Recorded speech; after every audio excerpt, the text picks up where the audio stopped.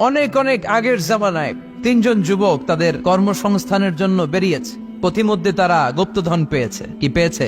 4টা স্বর্ণের টুকরা পেয়ে তো মহা খুশি, আমরা বেঁচে গেলাম, আমরা ধনী হয়ে গেলাম, আর জীবনে আমাদের দুঃখ নাই, কষ্ট নাই। এবার মানুষ তিনজন, স্বর্ণের টুকরা 4টা, একটু ঝামেলা হয়ে গেল না? 4 জনে 4টা পাইলে ভালো হইতো না? মানুষ কয়জন?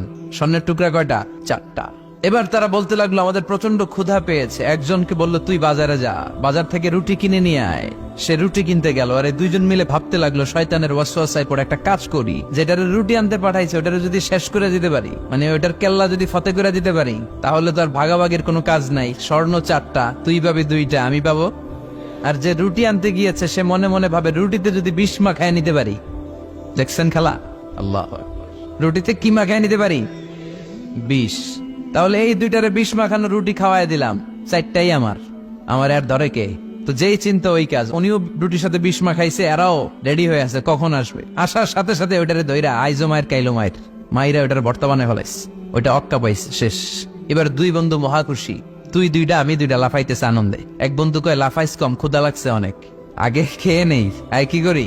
এবার প্যাকেট থেকে বিষ মাখানো রুটি বের করে রুটি খাই, ওই 2টাও শেষ। 4টা স্বর্ণের টুকরার জায়গায় পড়ে আছে, আর 3টা লাশ পাশে পড়ে আছে। হাদিহি মাসালু হায়াতি দুনিয়া, এটাই তো দুনিয়ার জীবনের দৃষ্টান্ত। বাড়ির জায়গায় বাড়ি পড়ে থাকবে, ক্ষমতার মসনদের 4টা জায়গায় পড়ে থাকবে, মানুষগুলো থাকবে না, ঠিক কিনা? আপনি খেয়াল করে দেখেন, আপনারা যদি কেউ জিজ্ঞেস করে ভাই এই বাংলো বাড়িটা কার, আপনি খুব গর্ববোধ করে বলেন যে এটা আমার বাড়ি, বলেন না? একটু খেয়াল করেন, আপনার বাবা যখন এই বাড়িতে থাকতো, কেউ যখন জিজ্ঞেস করতো বাড়িটা কার, আপনার বাবাও বলতো এটা আমার বাড়ি। আপনার দাদাও খুব পরিচয় দিত, এটা আমার বাড়ি, এই বাড়ি কার? আমার। আপনার দাদার দাদার দাদাও বলতো এটা আমার বাড়ি। আপনি মরে গেলে এই বাড়িটাই, যেটারে আপনি আমার বলে আগলে রাখতেন, আপনার ছেলে তখন শুরু করবে আমার কথা কন। বিষ্ণু বললেন লাউ আন্না লিকুল্লি ইবনি আদম ওয়াদিয়ান মিন যাহাব, পৃথিবীর প্রত্যেকটা মানুষকে যদি আল্লাহ একটা করে স্বর্ণের পাহাড়ের মালিক বানিয়ে দেয়, আহাব্বা আইয়াকুনা লাহু ওয়াদিয়ান, সে আরো একটা স্বর্ণের পাহাড়ের মালিক হওয়ার চেষ্টা করবে। ওয়ালাই ইয়ামলা আফাহু ইল্লা তুরাব, কবরের মাটি ছাড়া তার এই লোভ লালসা, অতিরিক্ত চাওয়া পাওয়ার ইচ্ছা কোনোদিন কেউ থামাতে পারবে না। একটু বুঝে শুনে উত্তর দেন, একটা স্বর্ণের পাহাড়ের মালিক যদি আমি হই, আমি আমার 14 পুরুষ এটারে বিক্রি করে করে খেয়েও কি শেষ করতে পারবো? আপনি পাহাড় দেখছেন কত বড়, যে স্বর্ণের পাহাড় যদি হয়, এটার বেচে খেয়ে মজমাস্তি করে আমাদের 14 পুরুষের জীবন কেটে যাবে। তাহলে আরেকটা পাহাড় দিয়ে আমি কি করব? এটা মানুষের স্বভাব, যার আছে বেশি সে চায় বেশি। আল্লাহ বলে থাম, একটু থাম, অনেক হয়েছে, আর না, তোমাকে চলে যেতে হবে। এই পাগলামির মায়া জালে আর পড়ে থেকো না, ঘুমন্ত বিবেকটাকে জাগাও, আখিরাতের সামানা তৈরি করো। চিল্লায় বলেন ঠিক কিনা? এই কবর জিয়ারত তোমাকে করতে হবে। কবর হলো এমন জায়গা, এটা হলো মরণের পরে আখিরাতের প্রথম ধাপ।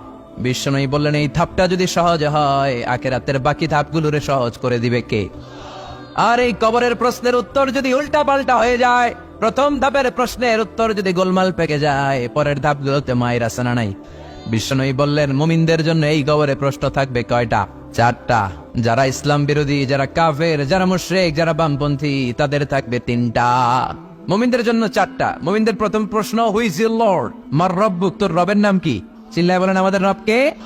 প্রথম প্রশ্ন করা হবে মার রব্বুক, তোর রবের নাম কি? চিল্লায় বলেন আমাদের রব কে? দ্বিতীয় প্রশ্ন, মা দীনুক, তোর ধর্মের নাম কি? আমাদের ধর্মের নাম কি? বিশ্বনবীর চেহারা দেখিয়ে বলা হবে তারিফু মান হাযার রাজুল, এই লোকটারে চিনো কিনা? আমরা বলবো চিনি, উনি আমাদের পেয়ারা নবী, ঠিক কিনা? আমরা বিশ্বনবীর চেহারা দেখা মাত্রই চিনে যাব, ঠিক কিনা? আমরা বলবো এই লোককে চিনি, মানি উনি ছিল আমাদের জান, আমাদের প্রাণ, আমাদের কলিজা।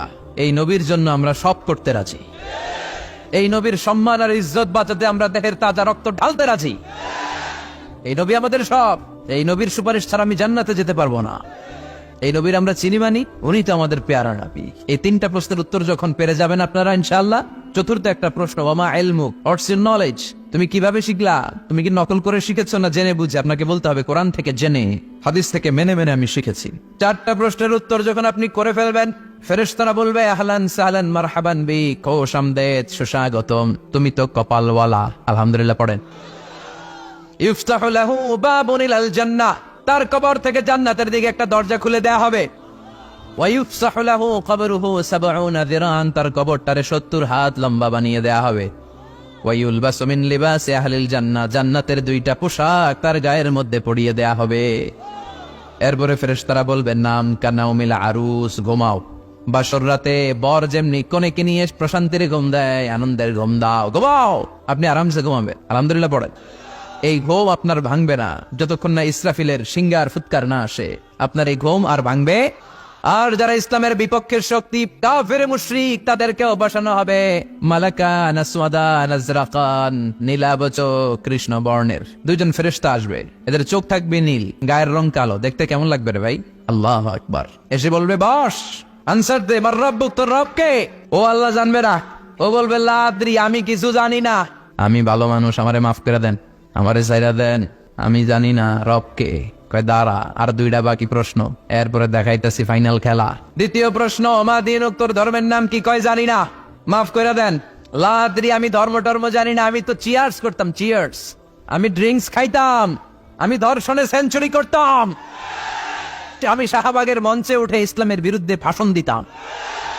সে পাগলের মতো বলবে লা আদরি, আমি কিছু জানি না, আমি কিচ্ছু মনে করতে পারছি না, কে আমার রব? আমার কিছু মনে নাই, আমার জীবনটা আমি ডেডিকেট করেছি ইসলামের বিপক্ষে, আমার জীবনটা আমি শেষ করেছি কোরআনের বিপক্ষে। দুইটা প্রশ্ন শেষ, বাকি কয়টা? এবার বিশ্বনবীর চমৎকার নূরানি চেহারাটা দেখিয়ে বলা হবে আতারিফু মান হাযার রাজুল, এই লোকটারে চিনো নাকি? সে বলবে আমি এই লোকটারে চিনি না, আমার দলের লোকেরা যা করতো, নাস্তিকরা যা করতো, আমিও তাই করতাম।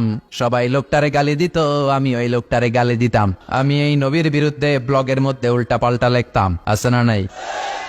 ফেরেশতারা বলবে লা দারাইতা ওয়ালা তারাইতা, তুই তো পোড়া কপাল, তুই তো একটা প্রশ্নের উত্তর করতে পারলি না। ফায়ুতরাকু বিমাতারিক মিন হাদিদ, লোহার হ্যামার দিয়ে এবার পিটিয়ে পিটিয়ে ওর গায়ের গোশতগুলো থেতলে ফেলা।